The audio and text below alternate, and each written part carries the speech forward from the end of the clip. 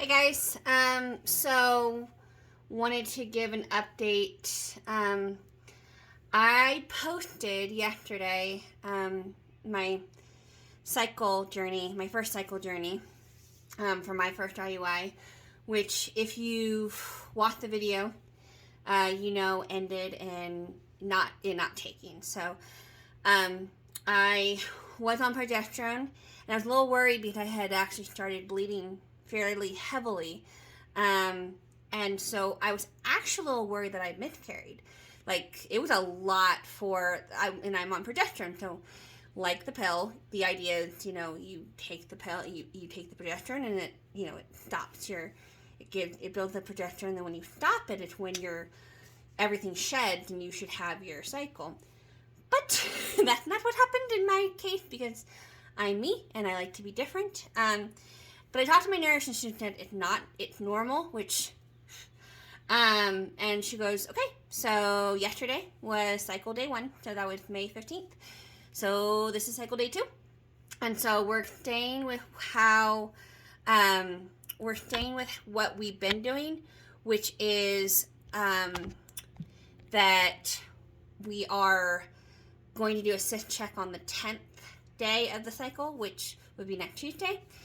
And then depending on what that looks like, we're going to go ahead and move forward with the second IUI.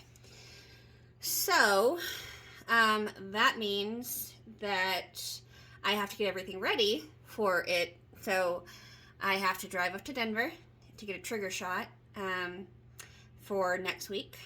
And they're going to have to refill my progesterone prescription because I have some from the cycle, but I'm going to need more once I start the second cycle. And the big expense now is I have to buy the sperm, which I want to say real quick. Buying sperm is weird. I'm going to say it out loud.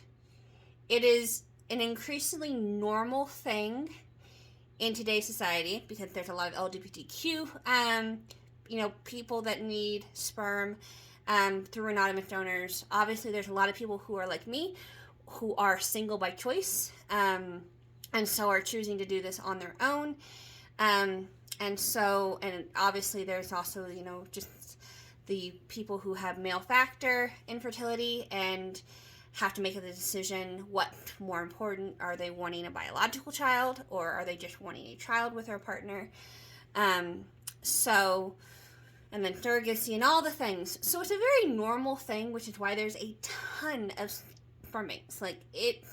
If you Google sperm bank, there is a ridiculous amount of them. And they are as simple as national and international banks, and then there's also, we have one up in Fort Collins, Colorado. That's an itty bitty little bank that its website, it looks like it's from 20 years ago. Hasn't really been updated, but it's legit. And it's like any other sperm bank. They send you if you're doing home insemination, they send you the tank, and then you have to use the sperm immediately. That's the problem with home insemination, is you have to time it correctly, so that way you can know exactly when the cycle is going to start. Because just like normal, natural fertility, you have to the sperm has to be in the right environment at the right time for it to meet the ovum and create what will eventually be the child. So whereas when you send it to a clinic like I do, they put it on ice for you, they thaw it for you, and then they use it for the IUI. But it's weird. Sperm choosing who is going to be the father of your child that you're never going to meet is weird. So yeah, it's weird. And the reason I am using donor sperm and not volunteer sperm is that's weird too.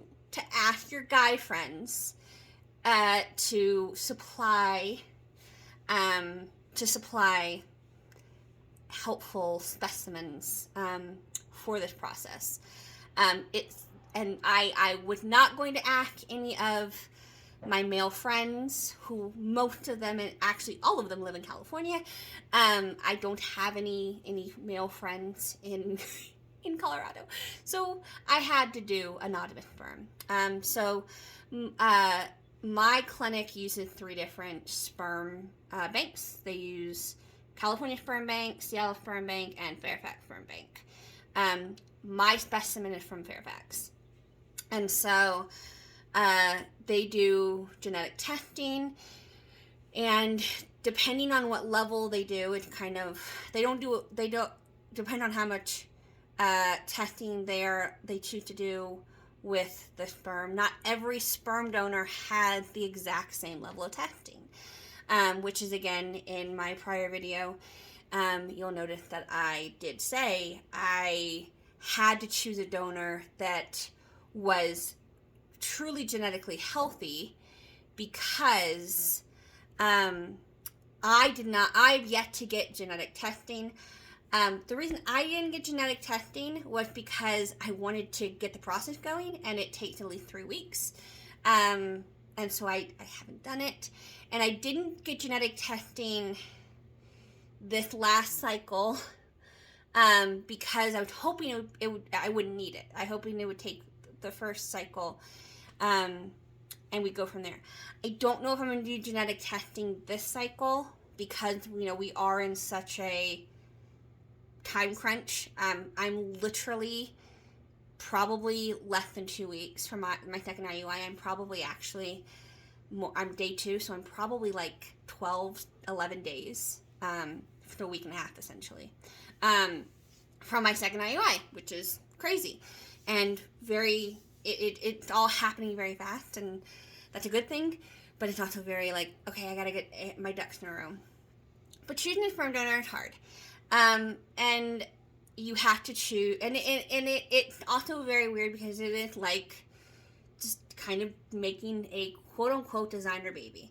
Now, obviously, you have no control at this point in time what your baby's going to look like. There is some genetic advantage, I know that, but most of the time, you don't quite know what your baby's going to look like. Are they going to have urites? Are they going to have his eyes? Are they going to have, what ethnicity do you want? For me, it was a legit question.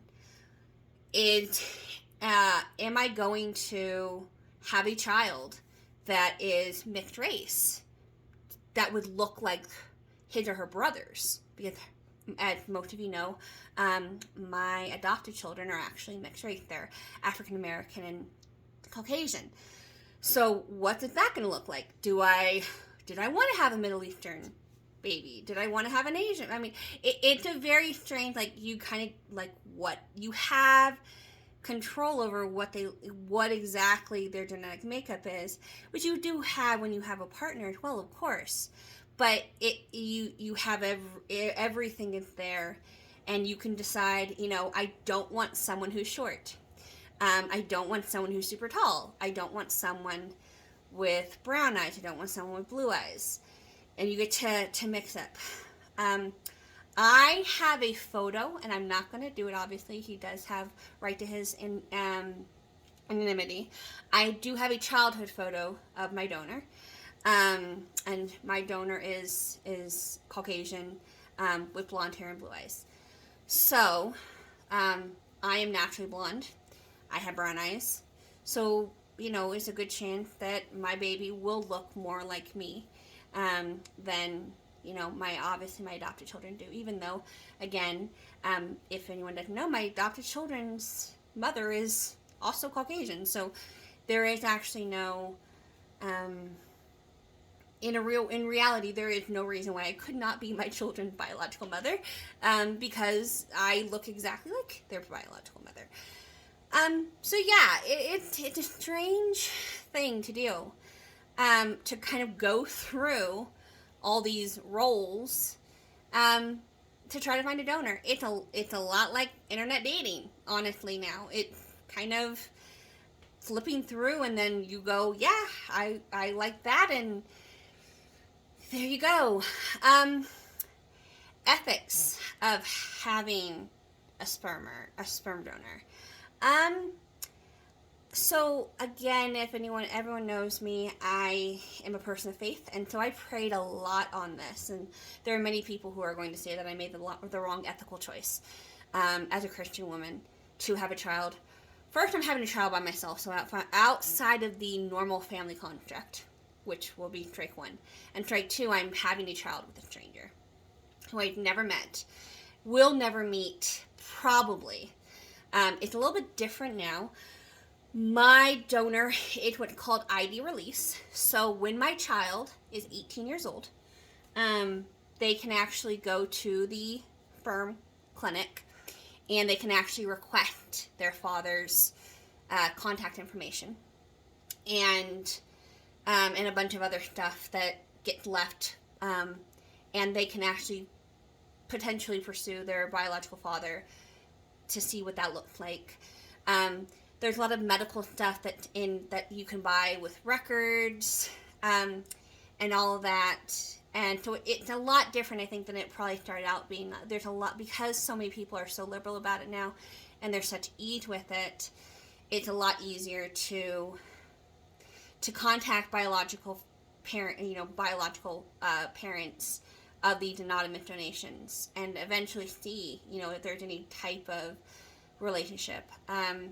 Obviously, there's no legal relationship. They have no legal right to the children in any way, shape, or form. There is also something called a sibling registry, where you can actually register your child, and they will actually get to be on a registry that actually connects them with other children that were from the same donor. So I love this idea for a couple reasons. Number one, I believe very much as an adopted mom. Love is a big part, and nurture is a big part of family, and I do believe in chosen family.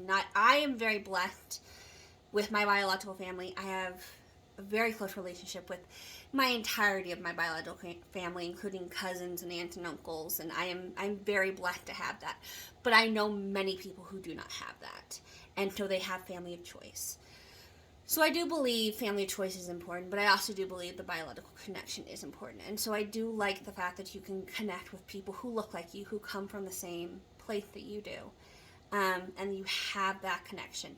I also like it for the unfortunate reason that it is very normal now, and you don't know who you could be biologically related to because of these anonymous donations. So you don't know, if somebody you're attracted to could potentially be someone who's genetically related to you. It's an ethical issue, and it's an issue that's coming around a lot more now that donation is so widespread. And so I like that too, because you can actually find out who your biological connections are, and that will also avoid any issues in the future.